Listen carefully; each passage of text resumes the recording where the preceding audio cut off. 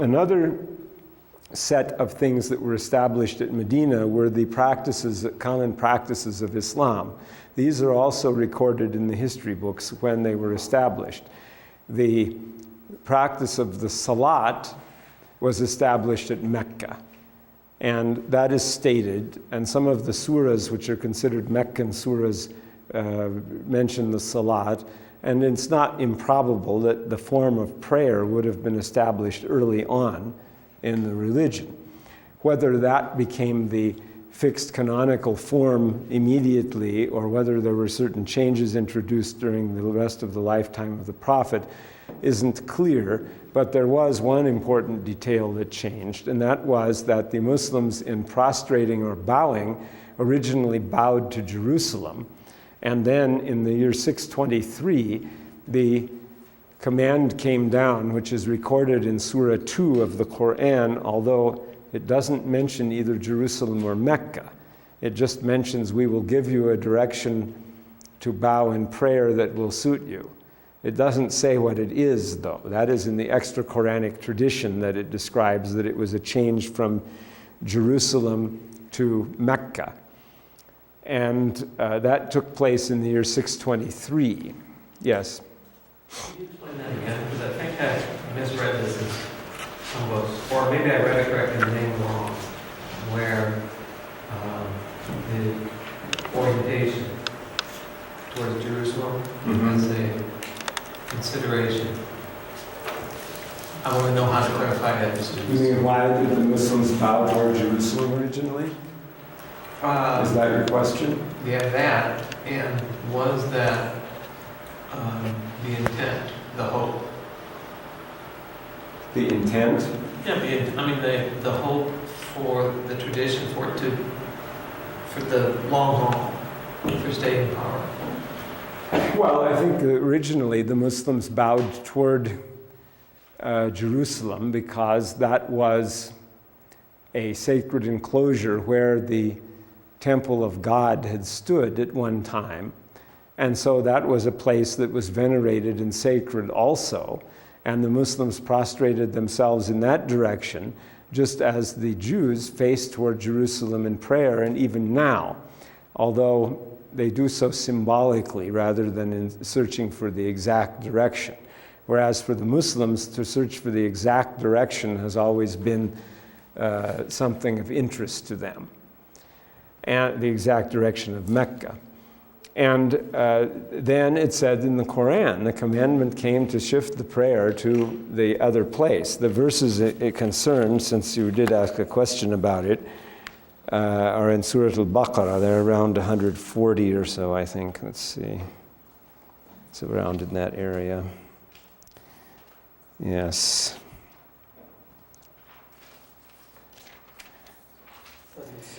It's 144, 145, and let's see. In 622, was it definitely towards Jerusalem? Yes. It should have been toward Jerusalem in that case because the Muslims were praying toward Jerusalem up to that point. Yeah, it's actually the verses referring to the change of Qibla are 144, 145, 149, and 150. So that's it. And as elsewhere in the Quran, there is not mention of any specific proper names here other than the sacred mosque, it says, and that is the Masjid al-Haram is the Mosque of Mecca, the sacred enclosure there. Which surah was that? I'm sorry. 2, Al-Baqarah, verses 144, 145, 149, and 150. So it says, the people of the book know well that that is the truth from their Lord. And then the footnote says, glimmerings of such a qibla were already foreshadowed in Jewish and Christian practice. Can you elaborate on that?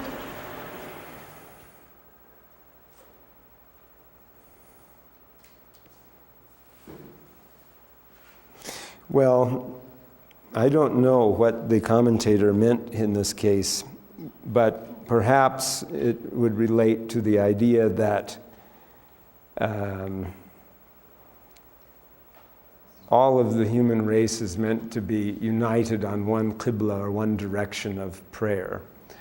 If, for example, you go to the Hopi villages, you find that every Hopi village is a sacred enclosure. When the priests go to sprinkle the cornmeal around the village, claiming the whole earth for the Creator, their village is the center of the world. So Oraibi on the third mesa, that village, they say the name of it means the center of the universe. But Shangopovi on the second mesa, it's the center of the universe too. In ancient Rome, the Pomerium was the sacred enclosure of the city of Rome that was expanded by a priestly decree by Caesar Augustus to include more land because the city had grown beyond those boundaries.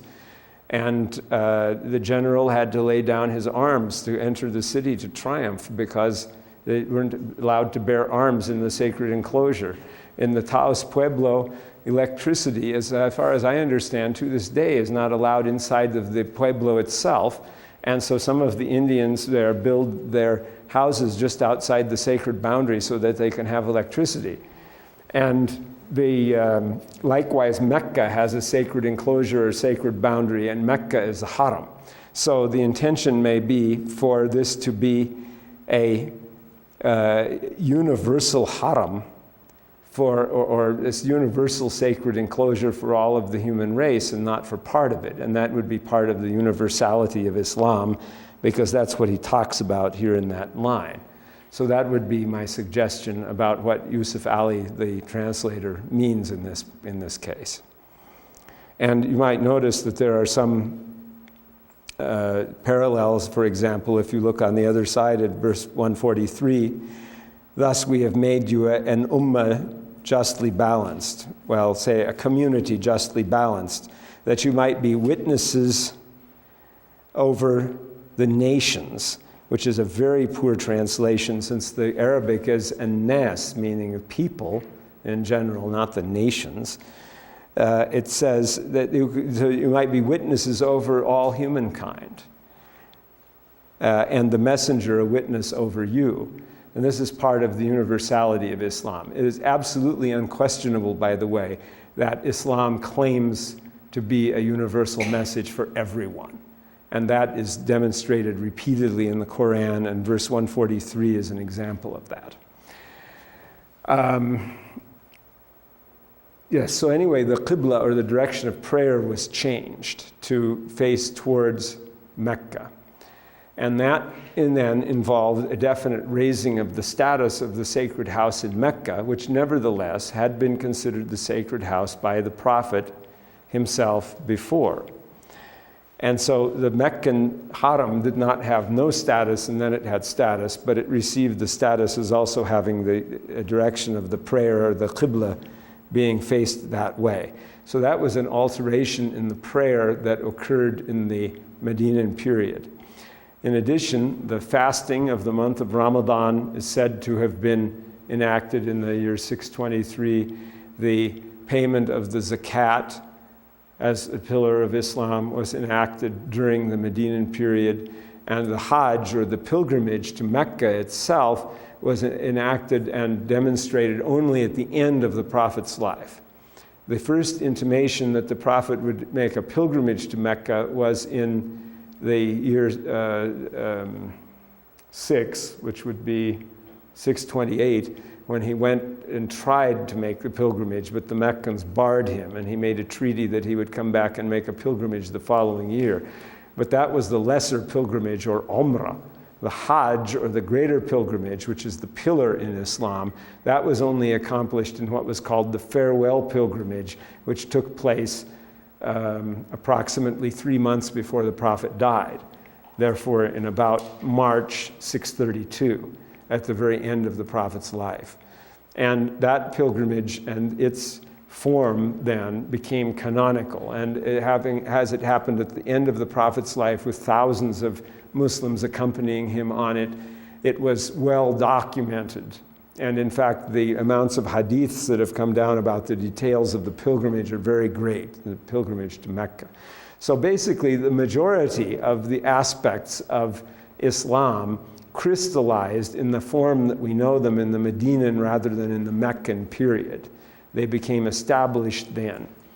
And the community grew in size also, a political area, in spite of its lack of institutional development in the political sense. It grew in a geographical extent very greatly, from Muhammad being merely the arbitrator of a minority of the people in the oasis, to being the ruler of a city-state, to being the ruler of a territorial state, starting with the acquisition of Khaybar in 629, which was only 3 years before the Prophet died, and continuing to the acquisition of Mecca and Ta'if, so that the area of Western Arabia and its towns was acquired in 630 and 631, and then that was called the Year of Deputations, in which tribes from all over Arabia sent delegations to the Prophet, whom they had heard of by then, in order to submit and to adopt Islam. Sometimes a minor branch of a tribe would send someone who would adopt Islam and come back and teach it, and then they would become influential in their tribe and so on. So that all happened at the end of the Prophet's life, just in the last couple of years, that it mushroomed into something like that. And when we consider how many years we've practiced our religions or whatever that we practice, or how many years we've lived our adult lives, I myself have practiced Islam for 27 years. And the time the Prophet was preaching Islam was only 23 years. And so the amount of development and change that happened was really fantastic and enormous. And it is one of the most spectacular stories that ever happened in the human race, if not the very most spectacular one.